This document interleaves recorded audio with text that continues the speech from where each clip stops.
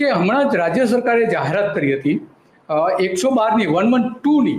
એમણે એવું કહ્યું હતું કે 112 ઉપર કોઈ પણ ફરિયાદ કરે એટલે કે 100 નંબર ઉપર, એ સ્વાભાવિક છે કે 100 નંબર ઉપર સરકારે એવું કહ્યું કે 30 મિનિટમાં રાજ્યમાં કોઈ પણ જગ્યાએ ફોન કરે અને 30 મિનિટમાં 112 જનરક્ષક પ્રોજેક્ટ જેને નામ આપવામાં આવ્યું, અમિત શાહે જેનું ઉદઘાટન કર્યું, હમણાં જ કર્યું, થોડો જ સમય થયો.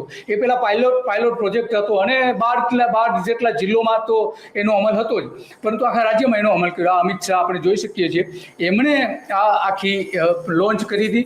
અને એમાં મુખ્ય પ્રધાનથી લઈને અમિત શાહથી લઈને ટ્રાફિક પોલીસથી લઈને તમામ જે સંસ્થાઓએ એવી જાહેરાત કરી હતી કે અમે 30 મિનિટમાં રાજ્યના કોઈ પણ અંતરિયાળ વિસ્તાર હોય તો પણ અમે 30 મિનિટમાં એમને સહાય કરીએ છીએ.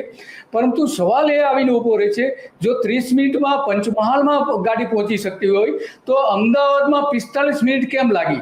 સવાલ એ આવે છે. આમાં સરકારની સિસ્ટમનો સૌથી મોટો સવાલ એ આવે છે, કારણ કે